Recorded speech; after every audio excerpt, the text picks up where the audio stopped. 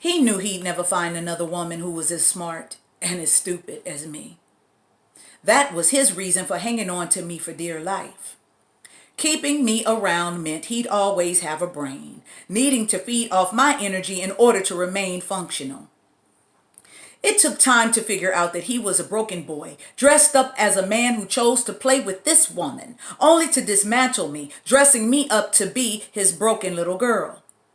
And I was dumb enough to fall for the bait. I once hid behind my own stupidity, blindfolded with my insecurities, never seeing the red flags waving to get my attention. Scratch that. I saw the red flags, but I simply chose to ignore them. He never knew who I was, only got to know the me who could do for him, and what a sucker won't do for love, putting his needs first while mine lay dormant at the bottom of the totem pole. He convinced me that he was irreplaceable and me dispensable. But deep down in the square root of himself, he knew he wouldn't come across another brain that worked like mine. But the power he had over me caused me to believe what he said was true. To him, I was Oz, and he the Scarecrow, in search of a brain while masquerading as the Tin Man who was born without a heart. All he knew was to wallow in his own narcissism, chest puffed out, throwing daggers dipped in the blood of his insults, aimed at the empathetic bullseye around my heart. He was the typical Scarecrow who lacked the ability to think for himself, unable to utilize common sense because in order to use common sense, you must first possess it.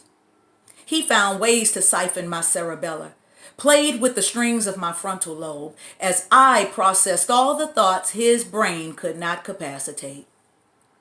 I was his host for a while, but eventually I grew tired of being the cowardly lion. So one day I grew wings along with a set of balls and found the courage to tell him, I'm officially done. Those were the magic words needed to relinquish the hold he had on me, unlocking my metahuman strength that he spent years trying to weaken. I was the ventilator that gave him life, the gray matter that made him whole. Once I found the nerve to pull the plug from my power source, I was able to breathe and he could no longer live. The power of his scare tactics withered away and died along with him.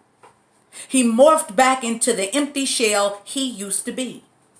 I had to learn the hard way why he desperately needed me.